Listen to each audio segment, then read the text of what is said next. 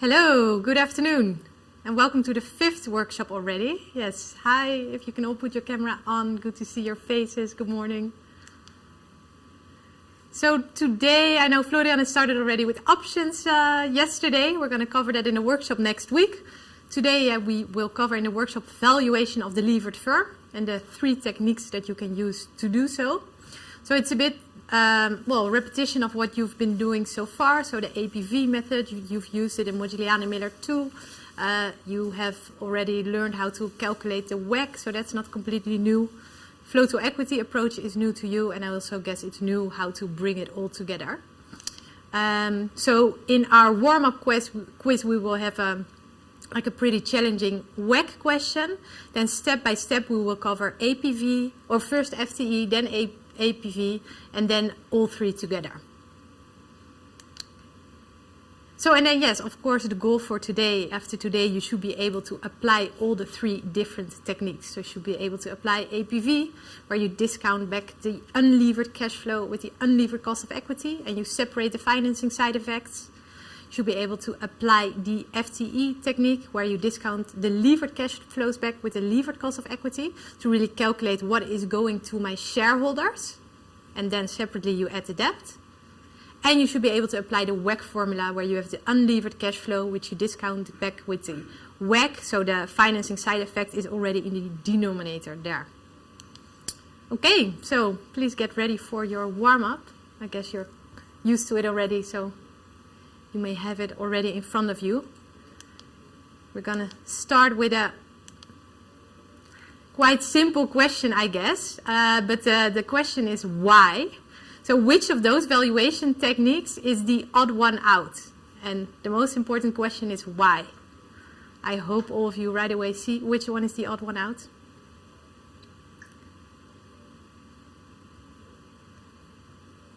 Absolutely, indeed. B. PE multiple is the odd one out. It is, though, a valuation technique. So can any one of you explain why it's a different kind of valuation technique versus the other 3? So basically it's a relative valuation technique where you have to compare to something else. Very good. Yes, very good. It's a relative valuation technique. So there's 2 types of valuation techniques. The first one is extrinsic, so it's based on something else, on other companies. So relative, like you well described, those are the multiples. There's different types of them, but you base them on comparables, on other companies that are comparable to your company. The other one are the intrinsic valuation techniques. Those are all DCF, discounted cash flow based, and there are 3 different types of them, all 3 to be covered today. And it's very important for you to understand that multiples, the first one, the relative valuation, it's a lot used in real life because it's a very easy, quick, back-of-the-envelope way of calculating the value of a company. It's done a lot in real life, but not as the only thing. You always have to complement it with a more thorough-based, DCF-based valuation technique, because there's a big danger of basing a value on relative valuation. Can you imagine what the big danger is? Like what can happen? If you, for example, think of housing prices, if you use the square meters in a certain city, can you think of what the danger is of doing it that way? I mean, they fluctuate a lot. Fluctuate a lot, yeah? They can fluctuate, although, yeah, I guess they fluctuate a lot. I guess it's in there. The problem is that they can be highly inflated. So whenever there's a bubble, like the housing bubble or the internet bubble, all the companies in that industry, all those prices are inflated. So when you buy a house for a ridiculous high price because your neighbor and your other friend is paying the same amount per square meter, it doesn't mean that you're doing the right thing. It means that you're all off and that you all have a problem in the next few years. Yeah, so that's the big danger about relative valuation. It's always good, quick back of the envelope, but you always have to complement it with a real good DCF base, which is intrinsic valuation, which is really based on the future cash flows, which you discount back in 3 separate ways. So of those 3 ones that we're discussing today, which one is best used in a leveraged buyout? Is it the APV, adjusted present value? Is it flow to equity, or is it the WACC technique?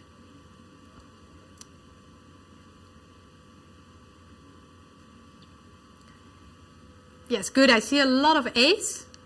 Very good. First of all, what is a leverage buyout? Do you guys know?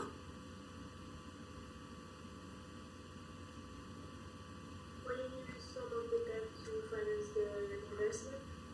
Yes, sorry. Can you repeat it again? I think you said.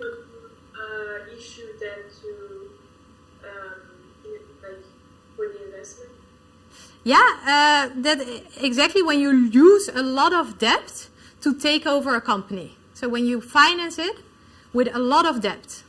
And the idea there is that you finance it with a lot of debt, and that during the next years, you use the operating cash flows to pay back the debt. So the level of debt changes, like lowers throughout the project of the takeover. And because of that part, because of the debt is such an important component of that type of takeover, you need to separate that effect from the rest, from the base case. So in that case, when the level of debt fluctuates throughout the project and when it's an important component, then you use the adjusted present value technique. Because there you have a base case if it was financed all equity, and you separate the financing side effects. The 2 other methods, a flow to equity, you use it when you directly want to calculate the cash flows going to your shareholders. So you separate what goes to your shareholders versus what goes to your debt holders. And WACC is the one used most in real life. And why is that? Well, that's just the quickest way to directly compute the total value of a company or a project. And for this one, you use a target debt to equity ratio, which is known by analysts. So the analysts don't need to know, okay, what is the level of debt every year of this project? Okay, so if we have a project that has a present value of after-tax operating cash flows of 900 euros, the investment is 1,000, and the tax shield of debt is 200. When would this project be accepted? Always, never, or does it depend on the capital structure?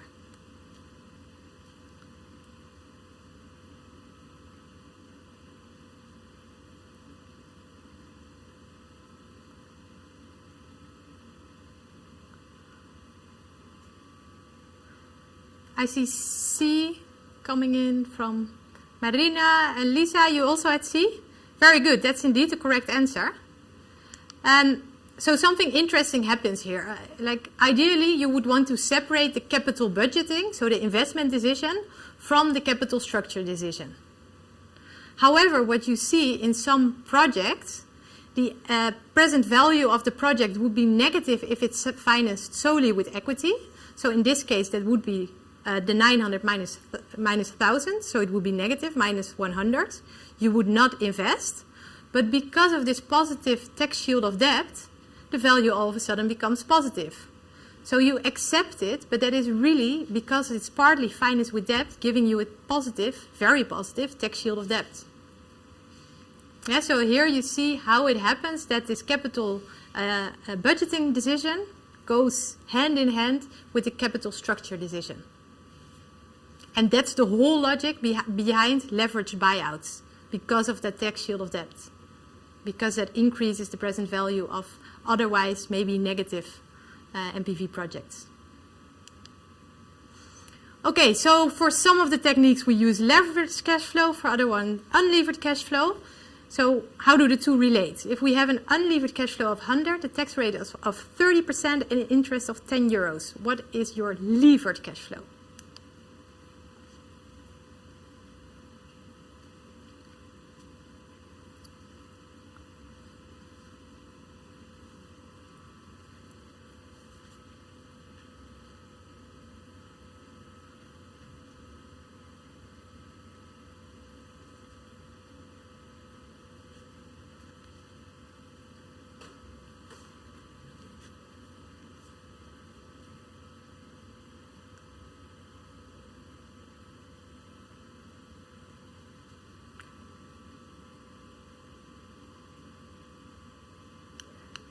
Yeah, Ling, you were fast to calculate indeed that levered cash flow in that case would be 93. So the relation between the two, the difference between unlevered cash flow and levered cash flow, is the after-tax interest payment. Because with levered cash flow you have to deduct the interest payments, but you don't pay taxes on it. And in the unlevered cash flow you don't have interest payments. Yeah, so you can check that, so you can do it quickly. You can just take the after-tax interest payment and deduct that from the unlevered cash flow, or you can make a little income statement for yourself.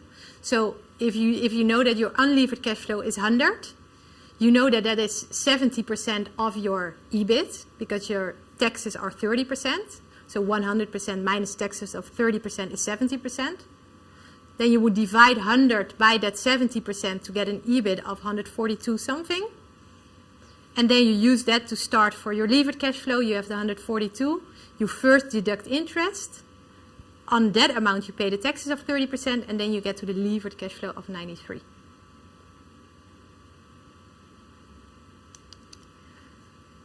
Okay, a firm has a risk-free debt worth 200 million and equity worth 600 million. The asset beta is 1.5 and the tax rate is 30%. What is your equity beta?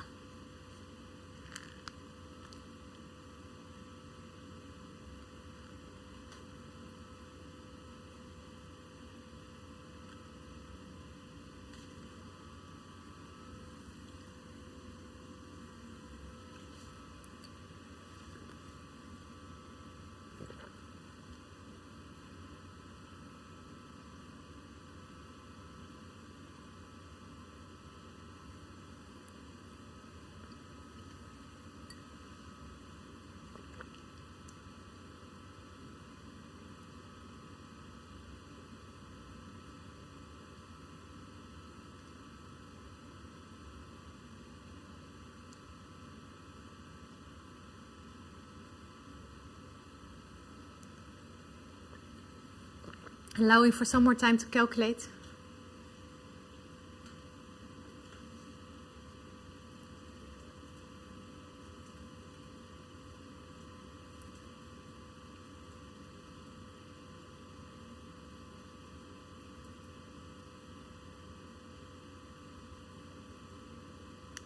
Okay, so I'm going to give you the answer. The answer is C, 1.85. So I hope that you remember from previous weeks that the equity beta should be higher because it's more risky than an unlevered beta where there's no debt in the equation. So it should be higher than the 1.5. And now there's also taxes involved. So I think someone answered D, that was correct if you forgot about the taxes. So if you incorporate the tax effect of the 30% on your debt, you get an equity beta of 1.85. And the reason I have this question in here, why it's important again in this chapter, is that sometimes you have to get your unlevered cost of equity and sometimes you have to get your levered cost of equity. And to go from one or the other, you can use your beta formula to unlever and relever. And you will see that also in one of the questions on the step-by-step exercises. Celine, I have a question. Yeah. The question is about question 4, Mm-hmm. because there Laura asks, why is the interest 10 euros and not the percentage? Because it's just, yeah, that's in the question, it's given as an absolute value. So it was given that the interest is 10 euros. Okay, thank you. Sure. Can I maybe still ask something about question 5?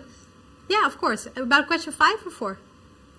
No, 5. Yeah. So this one, the better one. Yeah. Because I did indeed have 2, and then I recalculated it with the other, and I got indeed 1.85. But I was just wondering, in the book, the formula only replaces like the beta of the asset beta by the unlevered firm beta. But can you just take the asset beta as the unlevered firm? Exactly. Yeah. Thanks for asking. So that's exactly the same. So beta equity is the same as beta levered, and beta asset is the same as beta unlevered. Okay, yeah, that's okay. Yeah. That clarifies. Yeah, good. Okay, thanks for asking, because I guess it clarifies for a lot of people. It's just different terms used for the same thing. So again, beta equity is beta levered, beta asset is better unlevered? Thanks for asking, Lisa. Okay, so we're going to continue with this question. So we have the same information, but now we also have a risk-free rate given of 2% and a market return of 12%. And the question is, calculate the discount rate used in the FTE approach. And remember, the beta that we had calculated was, the levered beta was 1.85.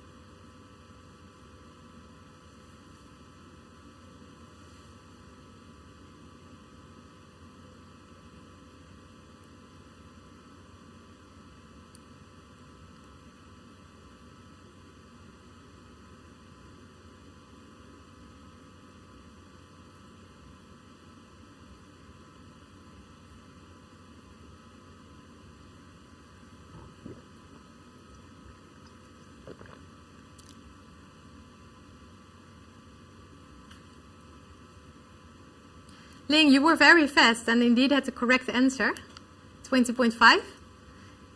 Which formula did you use to get to it?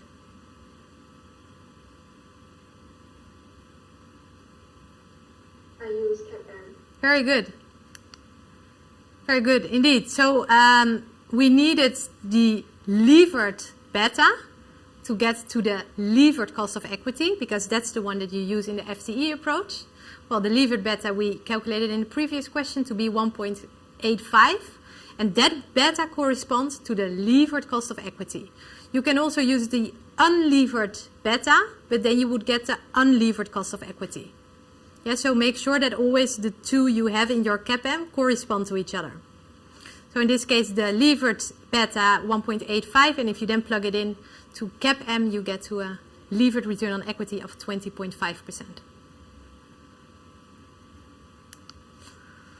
Next question. So which capital structure weight to best use in project evaluation with the WACC method? Based on book value, market value, a mix, or on target?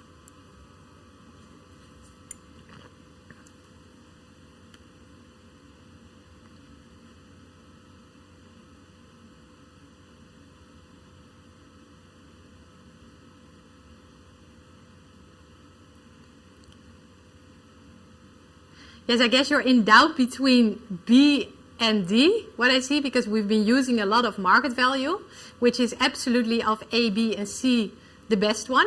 So the best then is market value.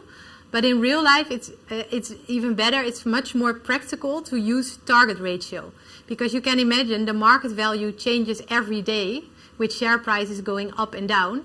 And companies typically have a target debt to equity ratio. So when, because of the market value changes of equity, they need a bit more debt, they get a bit more debt.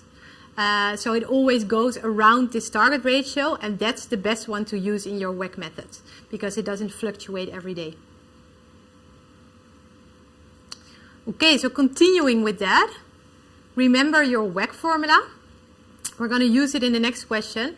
The next question is quite challenging, good exam training, I guess.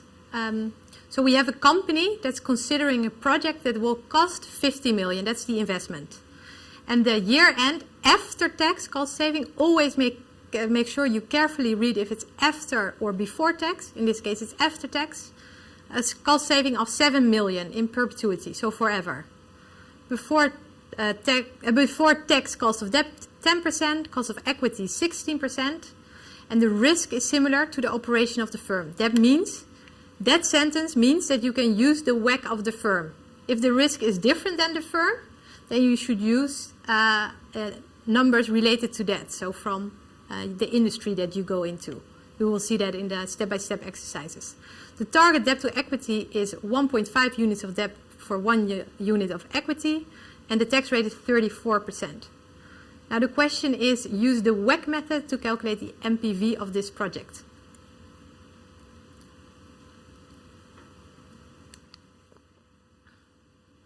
I'm going to allow for a bit more time, so really see this as a exam training, if you're able to solve this on the spot.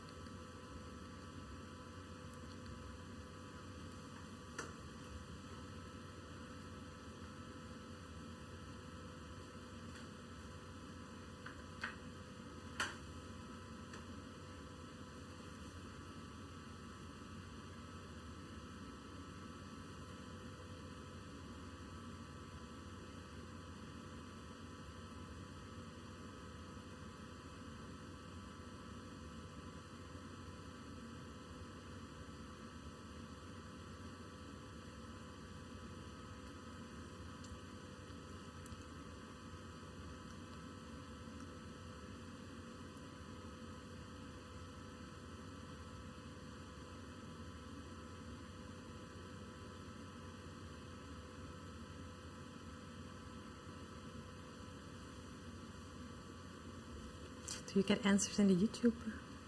It's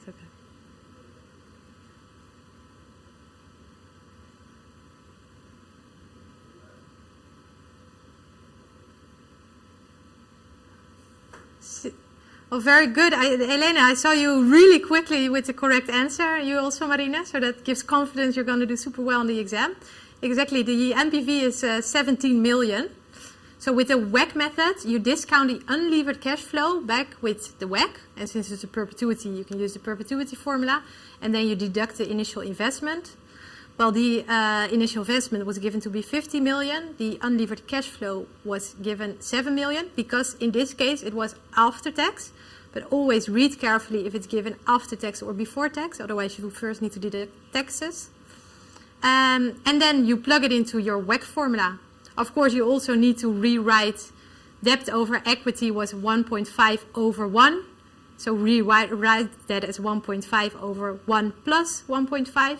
Well, and if you then plug it all in, you get to a WACC of 10.36%. The 7 million you discount it back with that number. You deduct the 50 million, and that gives an NPV of 17.6 million. By the way, I sometimes still get questions about like worries with rounding if you don't round your WACC exactly the same way as I do.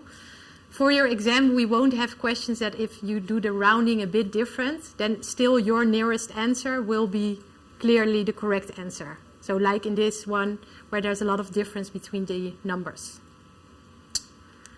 Okay, that was the quiz so far. Are there questions about this? Before I go to the step-by-step? No? Okay, then we're going to go to our flow to equity exercise.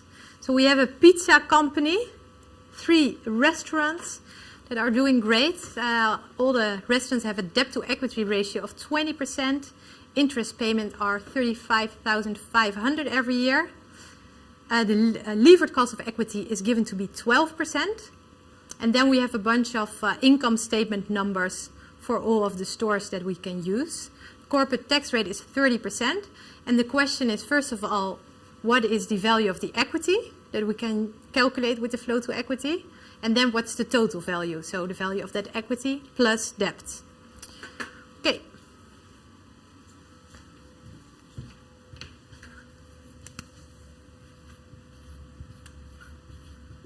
So we're solving with the flow to equity method where we have the levered cash flow and we discount it back with the levered cost of equity. And since it's a perpetuity in this case, we can use the perpetuity formula for that. Why do we use the levered cash flow? That's because it's the bottom line income number. So that is really the cash flow after interest payment that goes to your shareholders.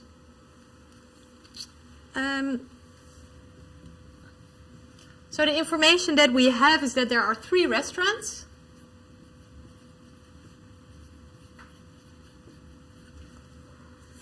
With a debt to equity ratio of 0.2.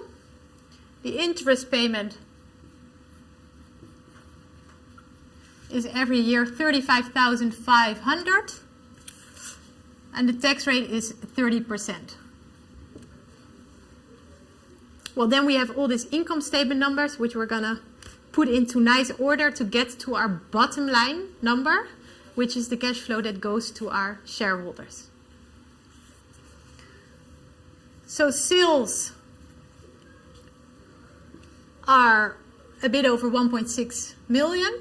That's just information given. We deduct our COGS.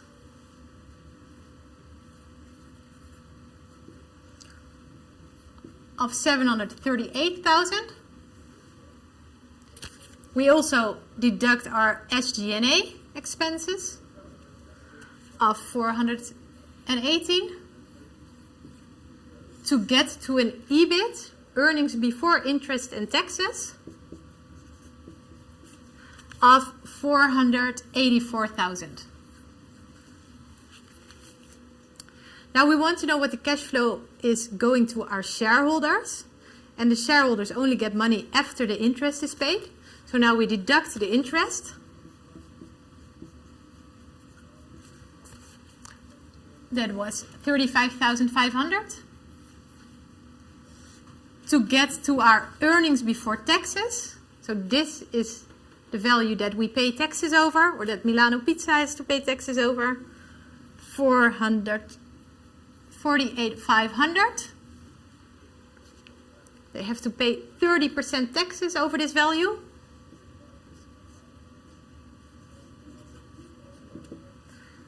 Which is quite a lot of money.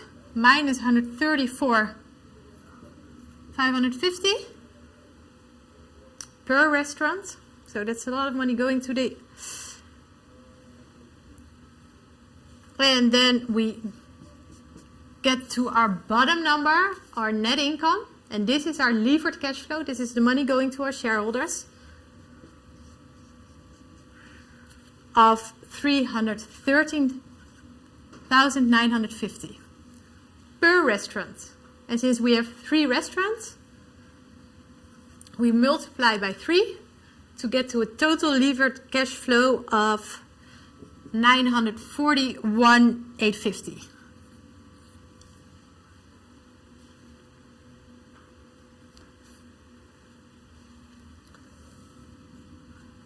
So that's our levered cash flow. And we discount it back with the perpetuity formula, with the levered cost of equity. And that was just given in the question to be 12%. So we discount back by 0.12 to get to a value of the equity of almost 8 million. So it's 7,848,750.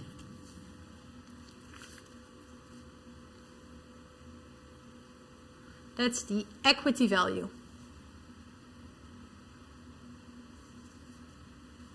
Now in B the question is, okay, so we have our equity value, what is our total value? And the total value is of course debt plus equity. And what we know is that the debt over equity is 0.2. Yes? I have a question from the YouTube chat. It's about multiplying the net income by 3. Yeah. Lena asks, why is it not the sales times 3? Because it says that it's the sales per store, and there are 3 restaurants. Yeah, so you could also have done the multiplication here, and then it would lead to the same answer. Okay, great. Then you would have to multiply all the numbers by 3, and that would have resulted in the same answer. Okay, great. Thank you. Sure. So the debt to equity is 0.2. Well, we know that this equity value is that.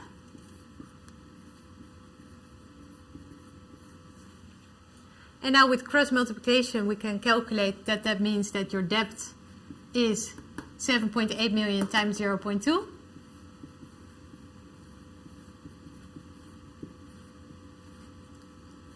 And that gives a debt value of a bit over 1.5 million, 569,750.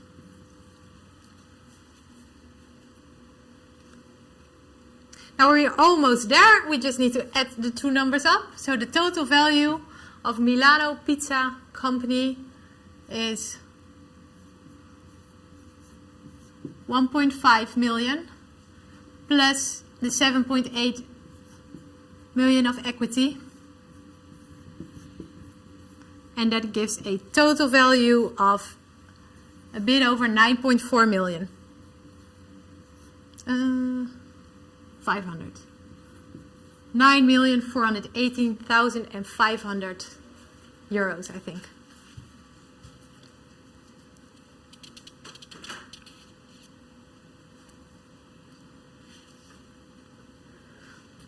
Is this all clear to you? Flow to equity. Good.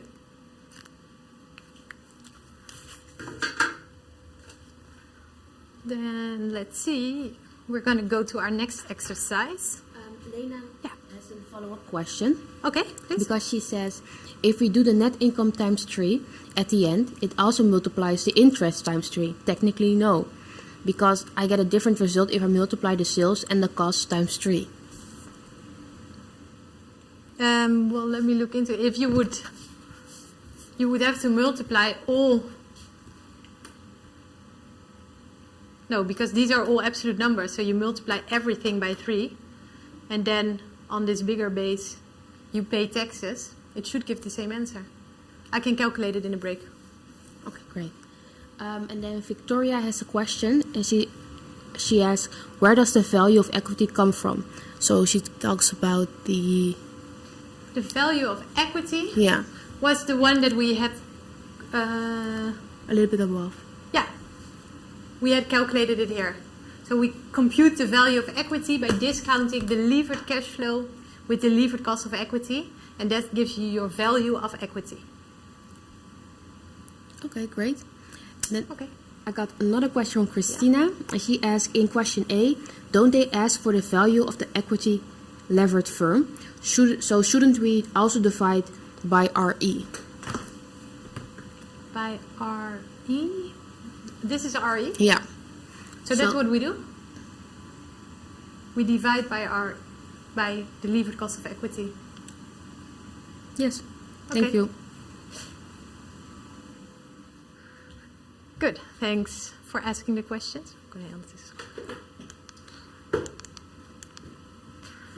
Okay, so now we're going to a UK firm that's looking to diversify its operations away from its main business, which is foods. And they want to go into a plastic business as well. So think of Unilever, who also wants to go into the packaging business, wants to take that into their operations. So they have a first potential project that would require 100,000 investment in a machine. And this is expected to produce net post-tax annual operating cash flow. So again, watch if it's post or pre-tax. It's post-tax. And it says operating cash flow. Remember from the cash flow statement that there were 3 different buckets? Which kind of categories did we have on the cash flow statement? Do you remember?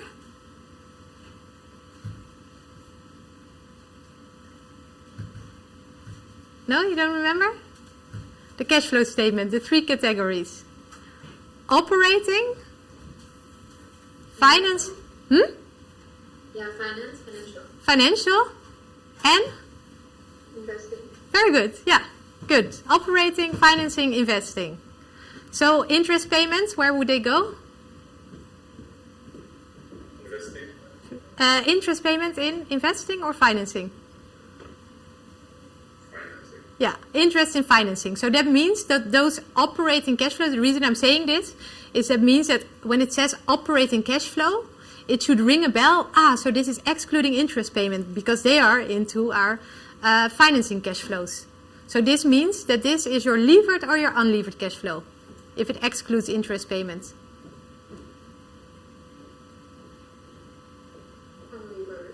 Unlevered. Very good. Yes. So those words, it is just given here that it's your unlevered cash flow, but it needs interpretation and understanding to know that this is your unlevered cash flow. Okay, of 15,000 into perpetuity. The assets will support debt financing of 40%. That loan will be irredeemable, so until forever, and the interest rate is 10%. Okay, then we have a bunch of information on the plastic industry, which we are going to need because this company, say Unilever, diversifies away from food into plastic, and clearly plastic industry is a different kind of industry with different dynamics, different risk. So we would need that data to calculate the risk related and the risk and return related to going into that business. So, the question is, very important, evaluate the project under the APV, the adjusted present value method.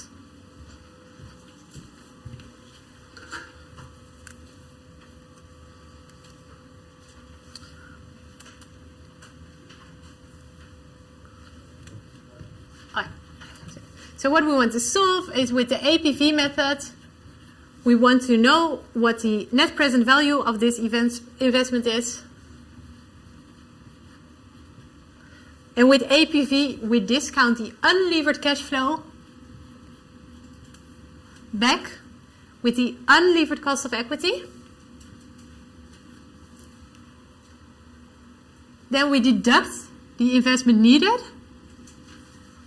This is our base case, if it was financed completely with equity. Yeah, so this is base.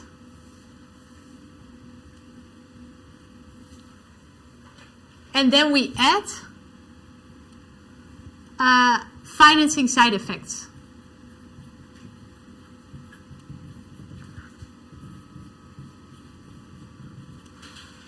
There are 4 types of financing side effects. Can you give me the 4?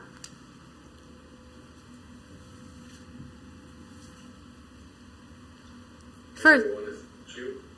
Sorry, come again? Isn't one the tax shield? Tax shield, very important, most important one of all. Tax shield of debt.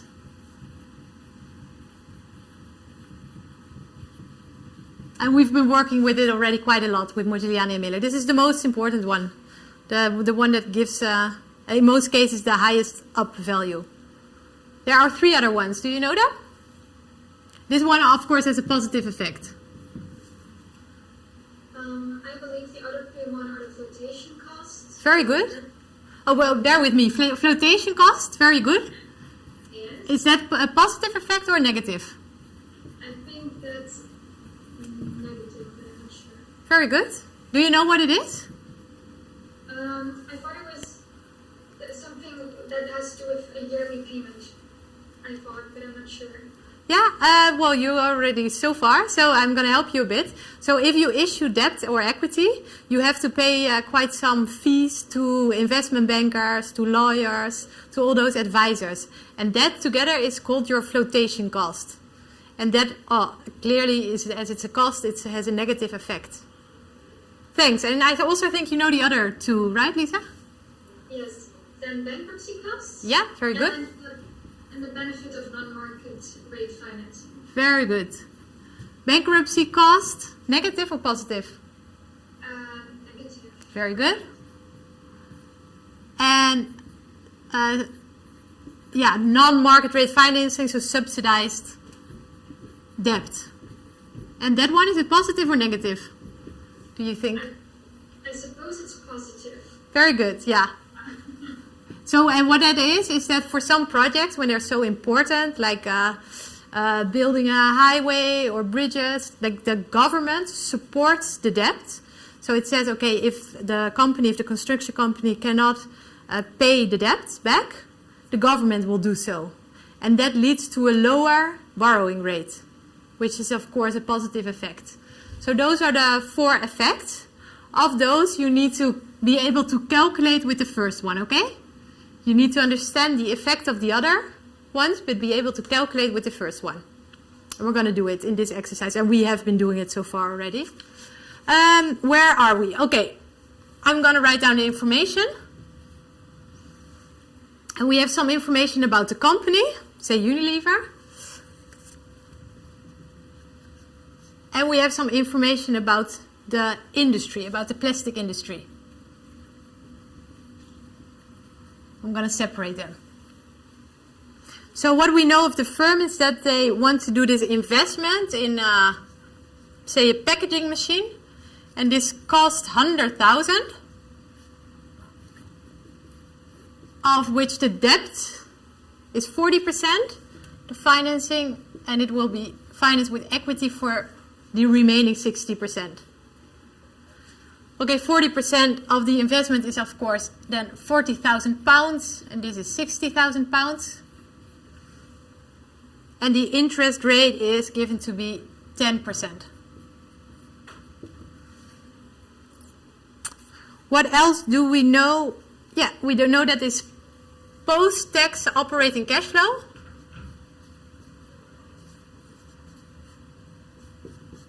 And since it's operating cash flow, we know this is unlevered cash flow.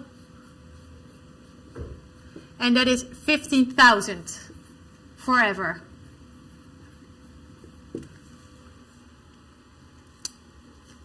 Besides that, we know that current beta of equity is 1.8%, and the current debt to equity ratio, debt to value is 20%.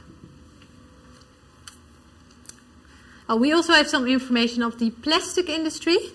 So for the plastic industry, we know that the average beta of equity is 1.368. So we have 2 betas.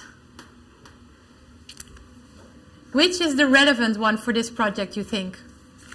The one of the company, say Unilever, or the one of the industry? The one of the company. The one of the company? Why do you think so? Because it's an absolute method. Sorry, come again, because it's an? It's an absolute method. Like we don't. You don't have to compare. Yeah, okay, I understand, because there's not the error of that it's a bit different from your business. Yeah, okay, I follow you. Any other thoughts?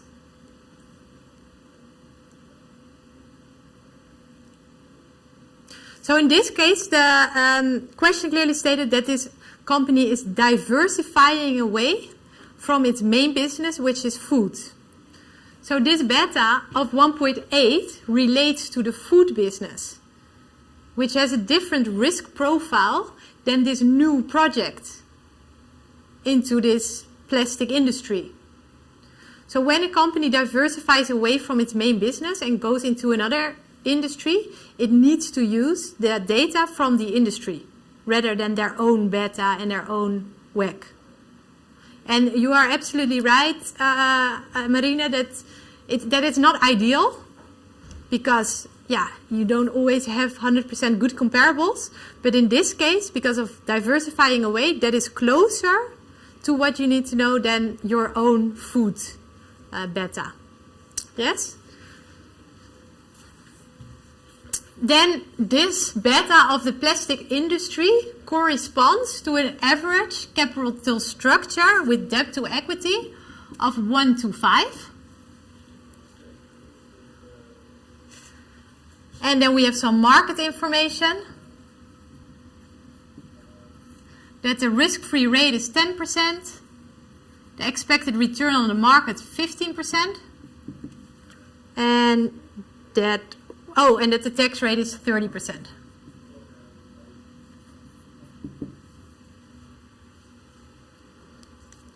a lot of information. Okay, so we need to know the unlevered cash flow, the unlevered cost of equity, the investment, and the financing side effects. Well, the unlevered cash flow, already with interpretation, we know it's just the 15,000. So we have it. This is our unlevered cash flow. The unlevered cost of equity, we have to calculate it with that information from the plastic industry.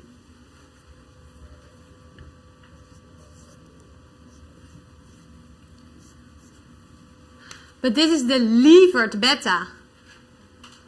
And we want to know the unlevered cost of equity. So for that we would need an unlevered beta. That is one way to do it. And another way to unlever is that we use the levered beta to get a levered cost of equity. And that we unlever it with Modigliani and Miller. Yeah, so there's two ways to unlever. Unlever with Modigliani Miller 2.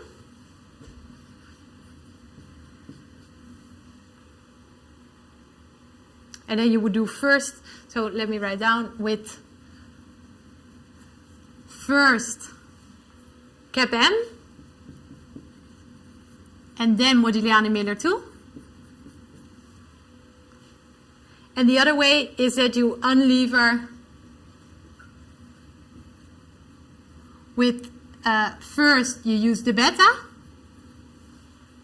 equation to unlever to get an unlevered beta, and then you plug that unlevered beta into your cap M.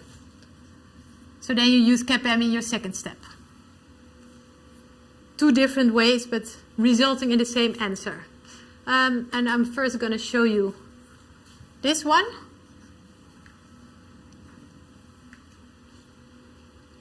So the levered cost of equity of the plastic industry is, of course, the risk-free rate plus the beta, the levered beta. Yeah? So the beta of the equity times the return on the market minus the risk-free rate. Well, we have all that information. The risk-free rate is 10%. That beta was 1.368. By the way, if this was a project in the food industry, you would use the 1.8. But we're going in the plastic industry again. We multiply it by 15% minus 10%, and we get to a levered return on equity of the plastic industry of 16.84.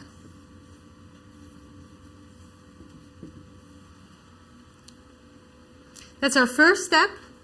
And now we have to use that in Modigliani Miller 2 to unlever it. So remember, Modigliani Miller 2 said that the unlevered, that the levered return on equity is the unlevered return on equity. So let me check, I forgot that. Oh, yeah, plus debt over equity after taxes. It doesn't matter if you write that taxes here or on top of there, times your R0 minus RD. We can plug in all the information we have. We know that that levered cost of equity is 16.84%. Unlevered cost of equity is what we're solving for, plus the debt to equity of 1/5. That's the one it corresponds to. After taxes, times R0, what we're solving for, minus 10%.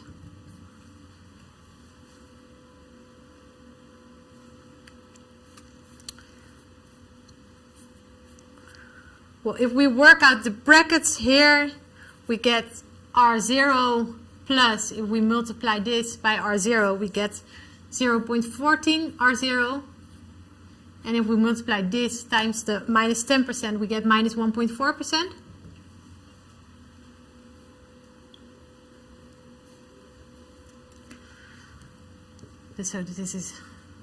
So that means our R0 is, we can bring the 1.4% there, and then we get 18.24%.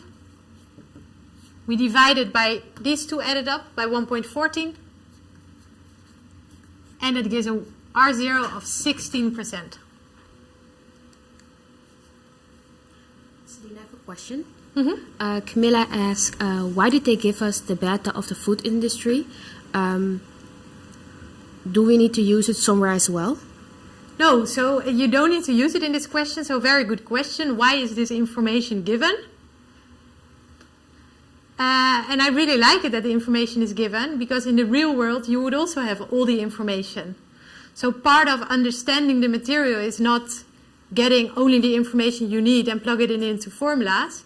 It's when you get a lot of information, also unnecessary information, that you know for this question which information to pick. So that's why it's given, to test if you know which information to pick. Okay, thank you. Yeah, thanks for asking. Okay, so we have used our first method to calculate the unlevered cost of equity to be 16%. So we have it. But there's also another way to do it, which I'm going to show, so just that you know two ways to do it, which was first with beta and then with CAPM. Yeah, so with the beta formula, we know that the beta of equity, so the levered beta,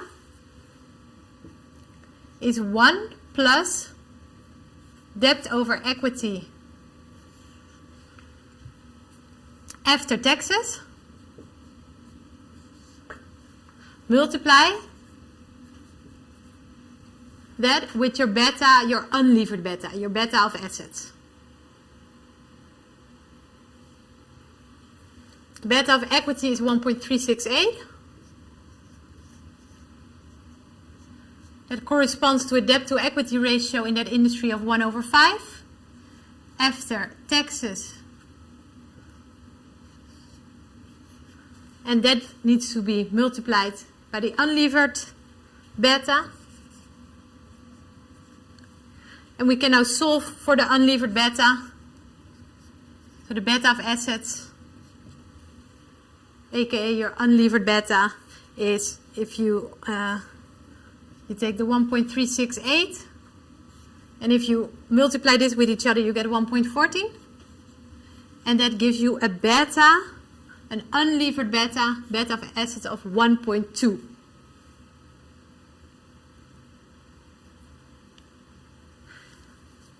Now we're going to use that 1.2 in our CAPM formula. Yeah, so here it's step 1, and now CAPM is step 2. So let's just change this. So the unlevered cost of equity in the plastic industry is now still the risk-free rate plus, but now we use the unlevered beta, the beta of the assets, which is 1.2. And then you will see you get to an unlevered cost of equity of 16%. So the same as that we got here, just a different order of when you do things. So always, I guess the key takeaway here is that always make sure that in your CAPM formula, this one corresponds to that one. So if you're calculating unlevered cost of equity, you use unlevered beta. If you're calculating levered cost of equity, you use levered beta, or also known as equity beta. So far, clear? With the two different methods. Okay, good. We have this one. We have this one. We have the investment that was just giving to be 100,000. So the only thing we need is the financing side effects. I'm gonna write here that this one is 16%. and take this away.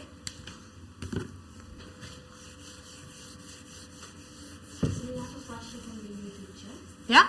Shimena asks, why do we use the beta of the industry, but the debt to equity ratio of the firm? No, we use the debt to equity ratio of the industry. Oh yeah, okay. Yeah, thanks.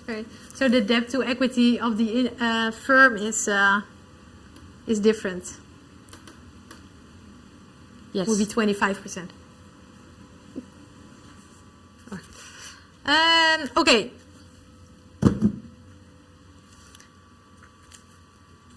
So the only relevant one in this question is the tax shield of debt.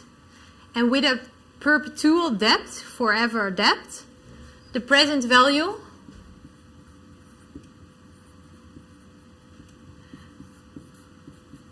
is the tax rate multiplied by the interest rate on the debt. So this is your interest payment. And you discount it back with RD in the perpetuity. And that's why, because you have RD in the top and in the bottom, you can get rid of it and you can simply write it as TC times D. How it was all the time with Modigliani and Miller. How it is also in this question, the easy way. But sometimes there's a debt of, say, for example, 2 years. So if there's a fixed number of years, then do you know what your present value, how you would calculate it? Just to make sure you don't automatically always use that, but also know how to do it in a different setting. Anyone? If it's 2 years, you just take the 2 years separately. So you discount the first year back, the first year a tax shield on interest payment back with 1 year. So you do 1 plus RD to the power of 1. And you do the same for the second year.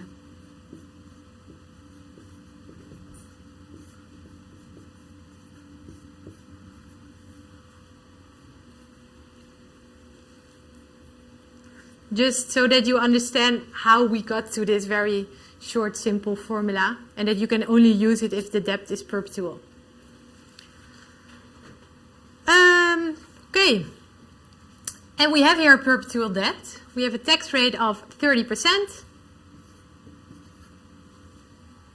So in this case, it's 30% times the 40,000 is 12,000.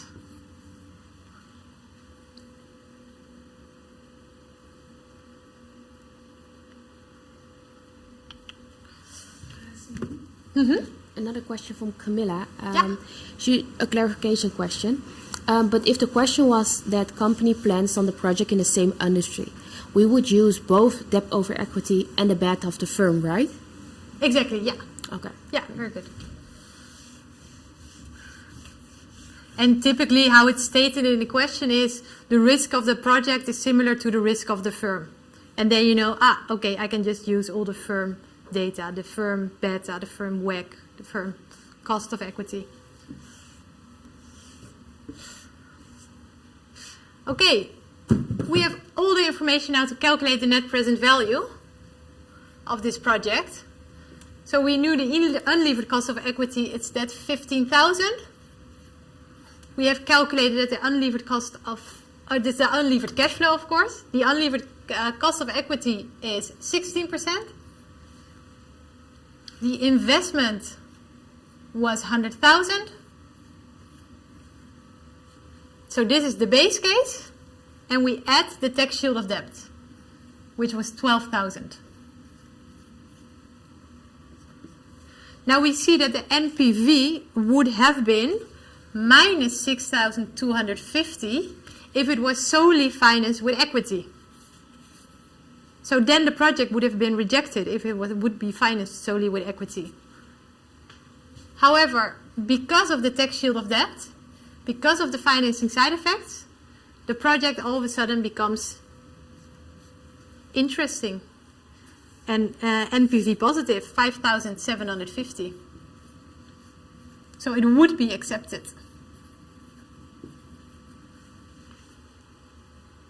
Given this capital structure.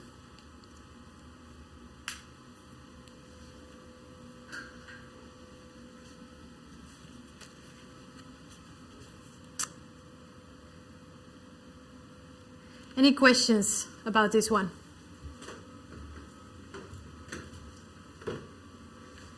No more questions from YouTube? No. Okay. Then we're gonna do a short break, or we can just do a break until 1:15, and then I see you back for the final question where everything comes together. Okay?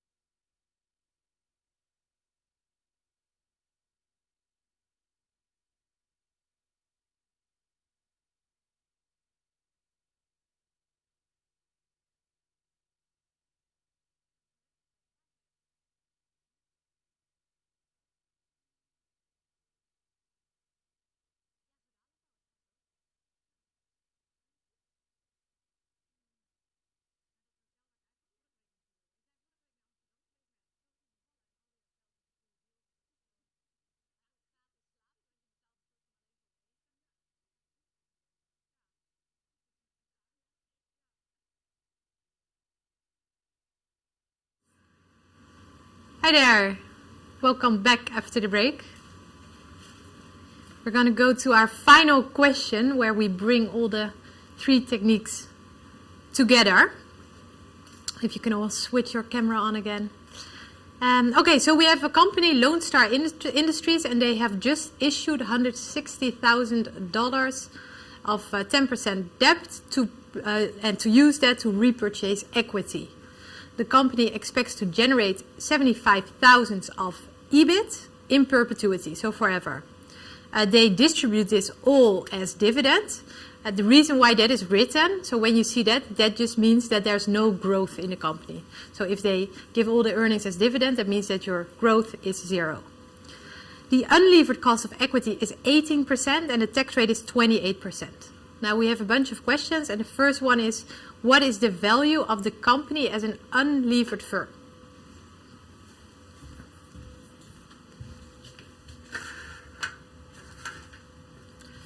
So let me first write down all the information that we have. The EBIT, that is going to be 75,000 per year in perpetuity.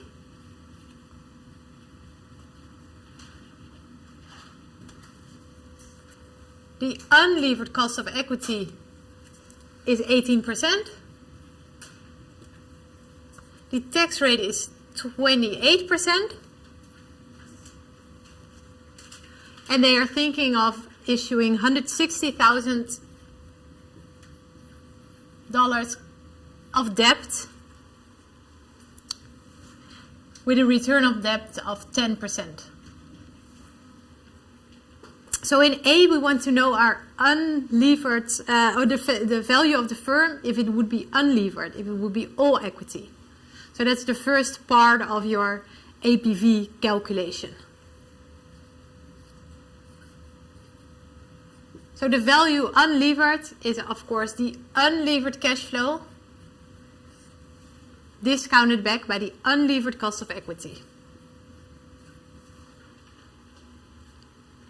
Well, the unlevered cash flow is your EBIT, not minus interest because it's unlevered, but after taxes.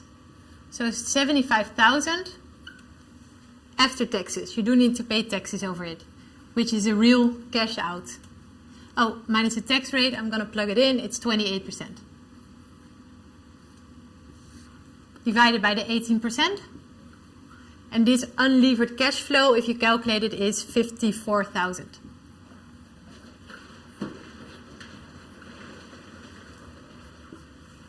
And that means that the unlevered value of this firm is 300,000.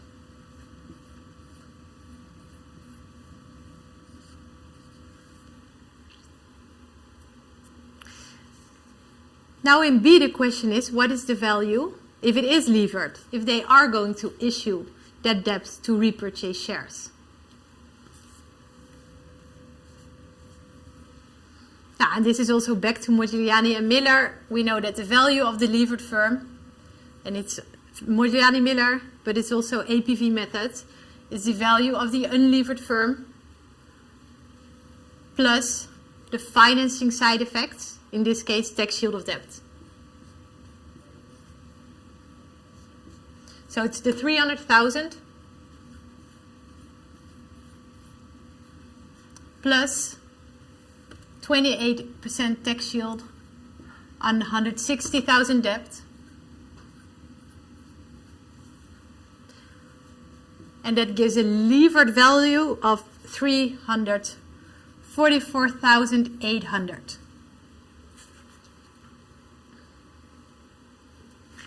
So when we have this graph with the value and debt to equity, this was our 300. It goes up because of the tax shield of debt. So we're now somewhere here.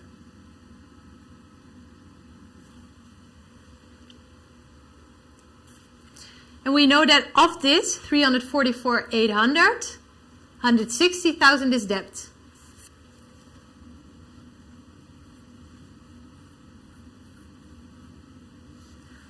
That means that the remaining value, the difference between the two, is the value of the equity. So this is 344,800 minus 160,000. So that means the value of the equity is 184,800.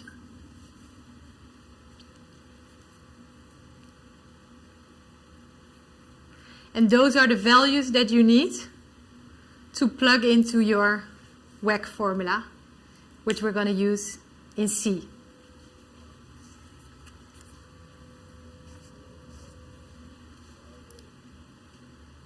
So in C, we're asked to calculate the value of the firm with the WACC formula. Well, first we need to calculate of the levered cost of equity. So we need to get the levered cost of equity. We have the unlevered cost of equity already, so we can just use Modigliani and Miller 2 to get the levered cost of equity.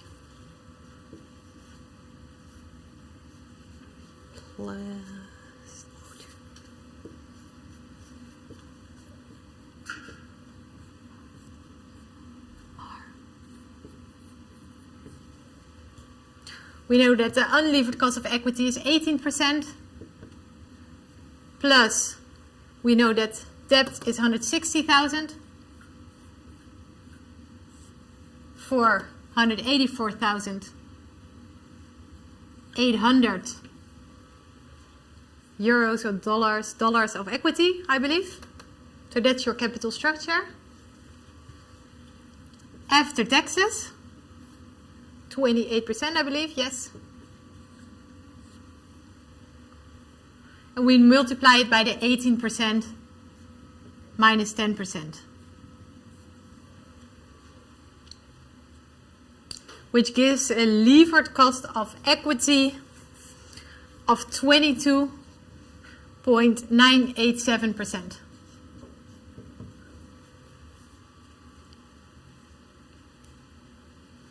And we need that levered cost of equity to plug into our WACC formula. Because now we want to calculate our WACC.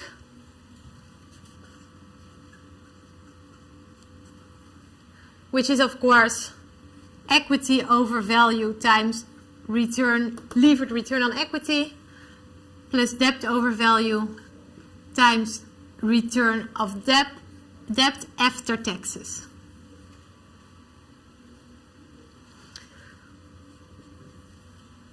So we can take our equity, 184,800, over our total value of 344,800. We multiply it by our levered cost of equity, which we had just calculated to be 22% or almost 23%, 0.987%,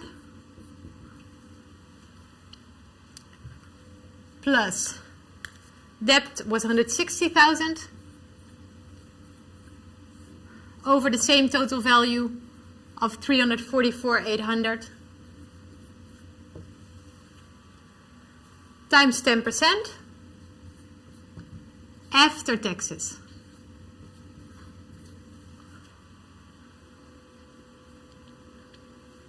And this gives a WACC, a weighted average cost of equity, of 15.661%. And do you remember our graph from a couple of workshops before, where we had here the return on equity and here debt over equity? We said R0 is here. Levered cost of equity goes up like that. And our WACC, in the case of taxes, goes down like this. Do you remember that? Because of tax shield of debt. So yes, when we get here the number of 15.661, we do the sense check, it makes sense. It's less than 18%. And we also expect it to be less than 18%. Okay, now we're going to use this WACC in the WACC approach, where we discount the unlevered cash flow back with the WACC, and we don't do anything after it because the financing effect is already in our WACC. And let's see if we get the same result. So with WACC, we take the unlevered cash flow divided by our WACC. So our 54,000, we divide it by this 15.661%. And we get to a value, of course, of 344,800. It works.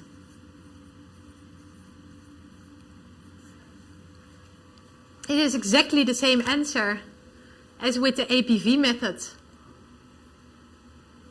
But with the APV, we separated the all equity case and the financing side effects. And in this one, we have the financing side effects in the denominator. So it's already in your WACC here.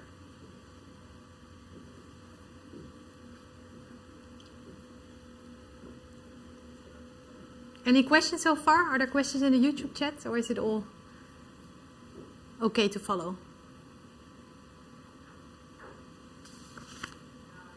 Geen vragen inkomen? Nee? Okay. Then we just have a final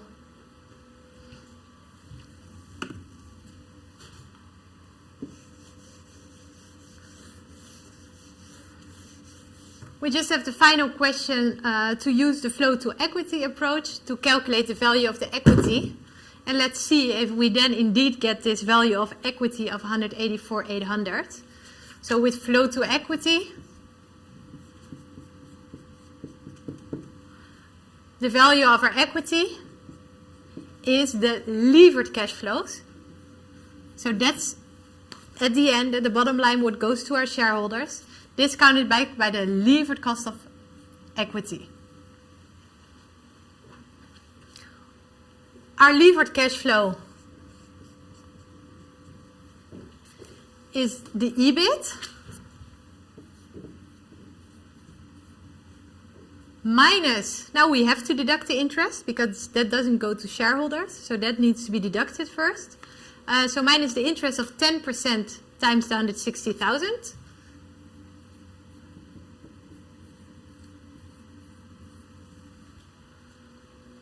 And then, of course, after taxes, we need to pay taxes over it. And the taxes are 28%. I can fill it in.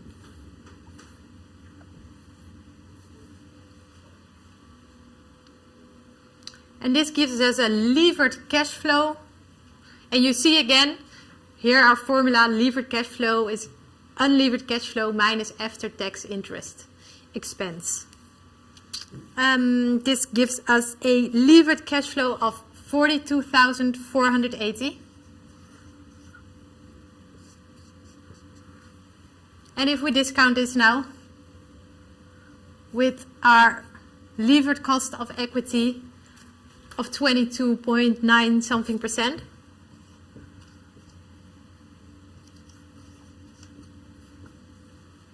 this indeed gives an equity of 184,800. Gives exactly the same value as we calculated indirectly with the APV method.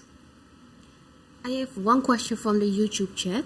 Yeah. And there it's asked, should the unlevered cash flow always include taxes? So should we always multiply times 1 minus TC? Absolutely. When there are taxes, taxes is a real cash outflow. So you always have to deduct the taxes to get to a cash flow. Okay, thank you. Sure. The only moment when you would not do it is if there's assumed that there are no taxes. But if there are taxes, always deduct it. It's a cash out. Okay, so we saw in the end that with the flow to equity approach, we directly calculated the equity value, which matches the equity value that we indirectly calculated with the APV method.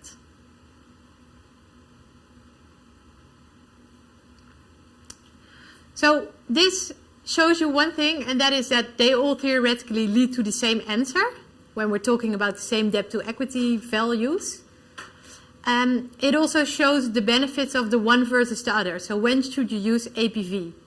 You use APV when you really want to separate the financing side effects.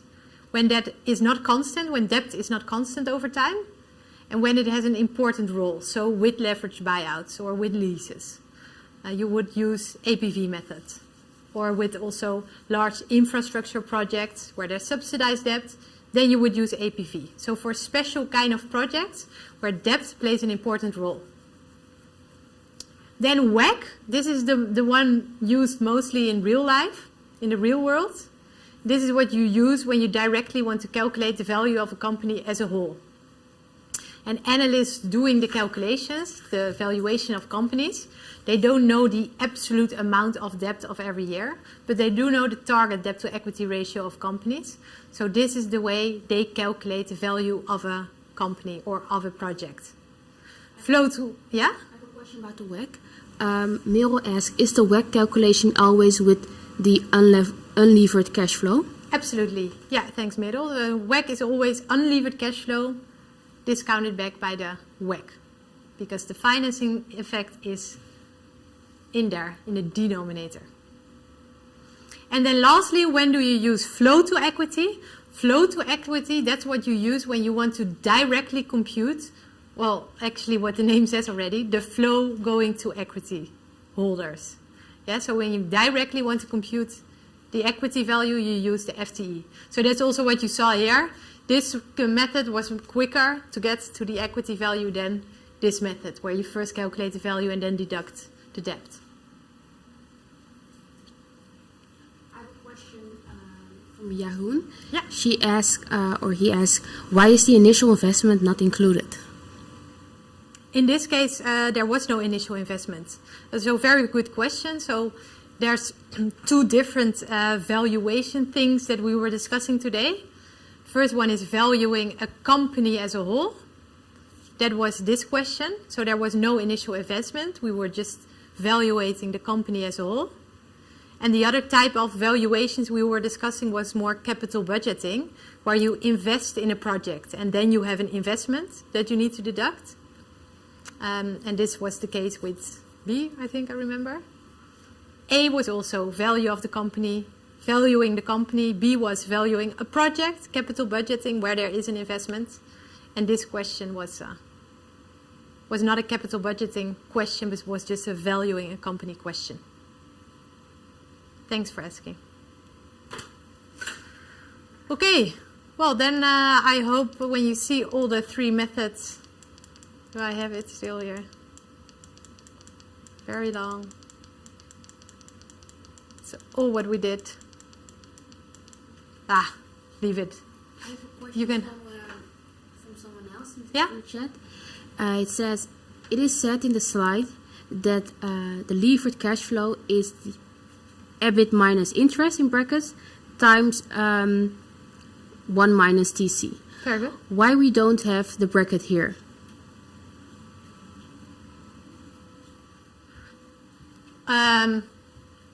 Well, here because automatically.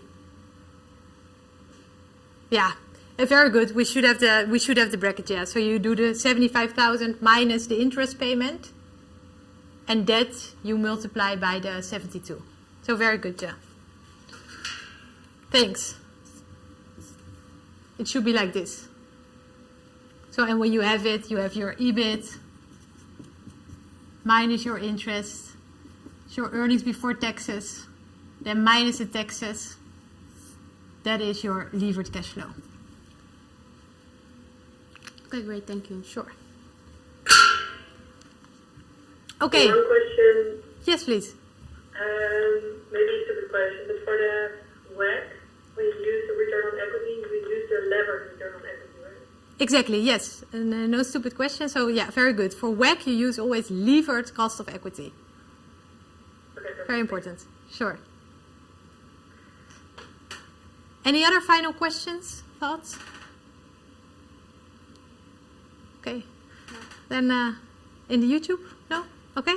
Well, then I hope you're comfortable with all three techniques, with APV, where you discount unlevered cash flow with unlevered cost of equity, and then you separate the financing side effects. The flow to equity, where you discount the levered cost the levered cash flows back with the levered cost of equity, and also with WACC, where you discount the unlevered cash flows with the WACC. Okay, then I wish you a very lovely weekend, and I see you next week for our workshop on options. Thank you. Very helpful. Thanks to you. Thank you. Thanks to you. Bye-bye. Bye bye.